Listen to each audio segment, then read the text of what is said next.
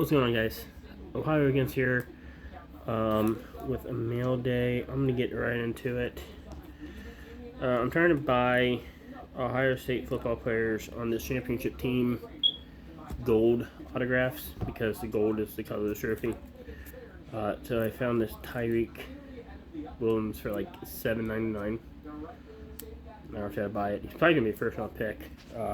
Great player for the Buckeyes this year. Should be happy on that. When I was growing up, it wasn't super cool to be a Bengal fan. Chad Johnson, Okosinko, obviously changed that. One of my all-time favorite Bengals, and he's in that Optic contender set. I wish it was on card. I don't know what with a price point that high. I don't know why it wouldn't be, but whatever. Panini's gonna panini, but that's out of 50. Another one, Shad here. This is from Upper Deck. This is game used 3-color patch. Olive foil everywhere. Super pretty card. Is that of 33? Yeah. You can kind of see that black there in that on the top right. Only 2 more cards left. So I'm gonna try and make this a quick mail day here.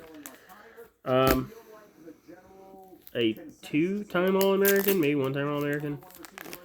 Usually I look that stuff up before I make a video, but I didn't have time. I know he won the Best Linebacker Award. I know he was All-American 1 year. I think he was 2.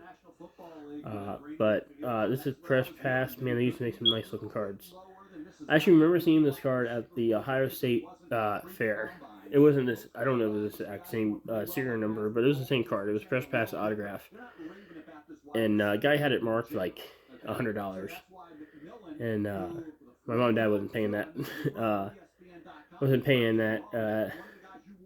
So I seen this card a couple times, and I just haven't found it for a price I liked, and then it popped up on one of my Facebook groups for like $30 shipped.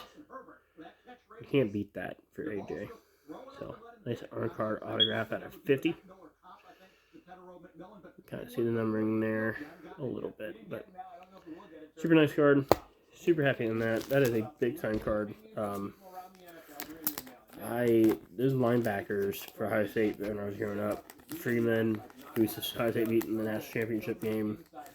Laurinaitis, Hawk, long hair guy, I can't think of his name. Hoffman, I can't think of that guy's name. He had a really terrible tattoo. I can't think of that guy's name.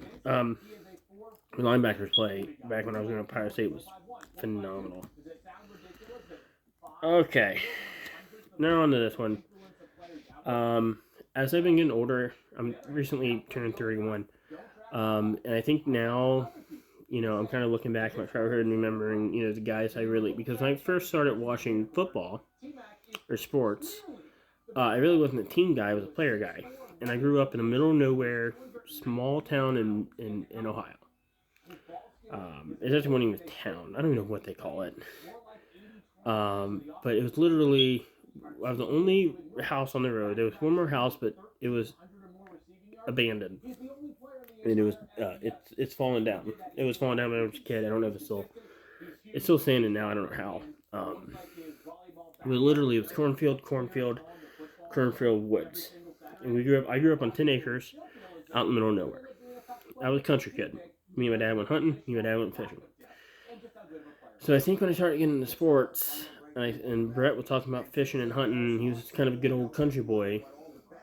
That really attracted me to him. And also, like, my dad's like a tough son of a bitch. And he would always say that Brett did it right. Brett played right. Because my dad, who, I seen him, working on cutting down a tree, slice his hand. I mean, just deep and a lot of blood. And I seen this man wrap it up, super glue it when he got home, and then went bowling. Because his bowling league had a game that night. So literally with a busted ass hand, and he's left-handed. This is why I'm showing you this way. He wrapped up and played and bowled. And my dad was always hustle, and my dad was always be tough. My dad was always, one of those kind of dads. So Brett just kind of fit what my dad told me a football player should be, and being a country small town kid, I really, really loved Brett Favre. I had jerseys of his when I used to open up packs. Not like autographs and stuff. I didn't know about autograph stuff until I got to high school, basically.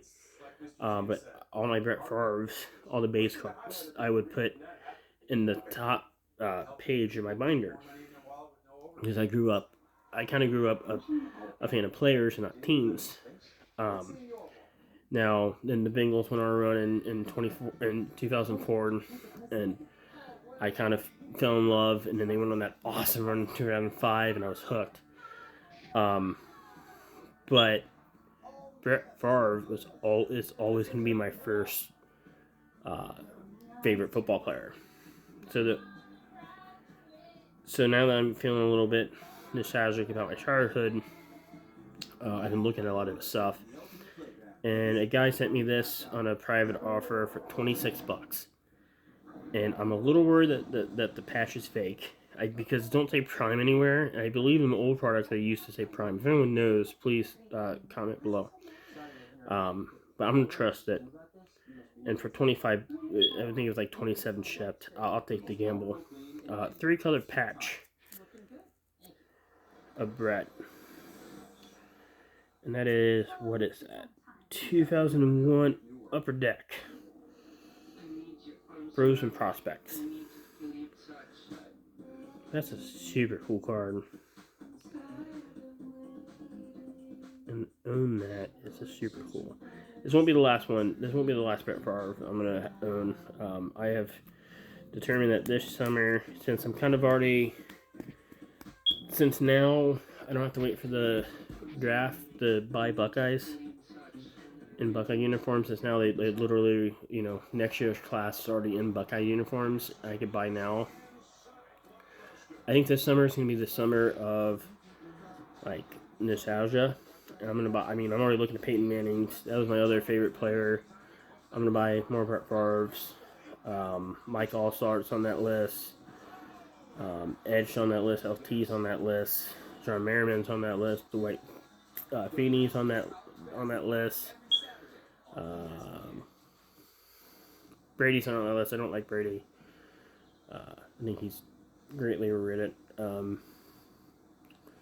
He's also on that list. Philip Rivers probably on that list. I don't know, but guys like that. To think of the best players from 2003 to 2009. That's how I want to. That's what I'm buying this summer. So super happy on that. Super happy on all these cards. It's been a really good month of buying for me. This is all really just. It's all stuff that I always joke when I get something in the mail.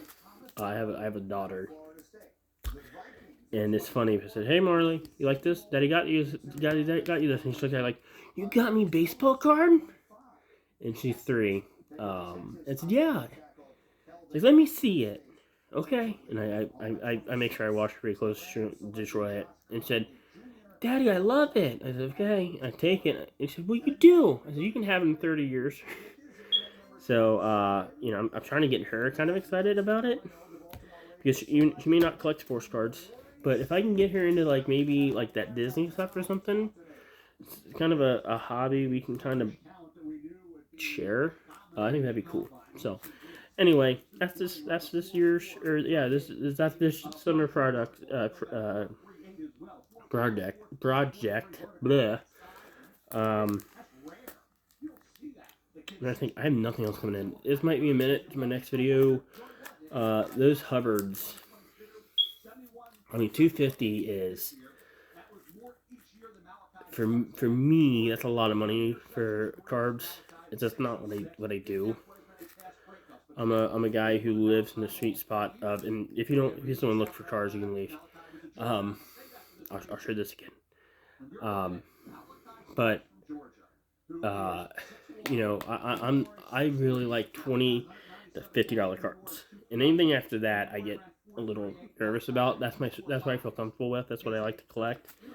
Like this is 27. That was $7. That was $30. $17. $30. That's where I like to live.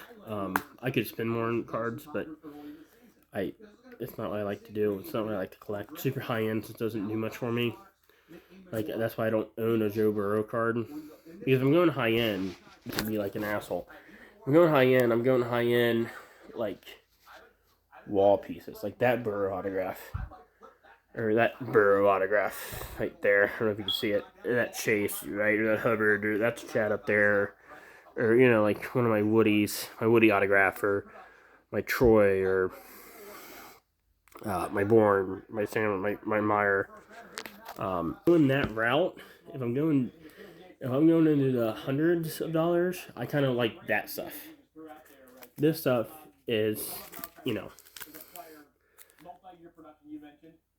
20, 50, I'm happy with it, right? That's it. Thanks for watching.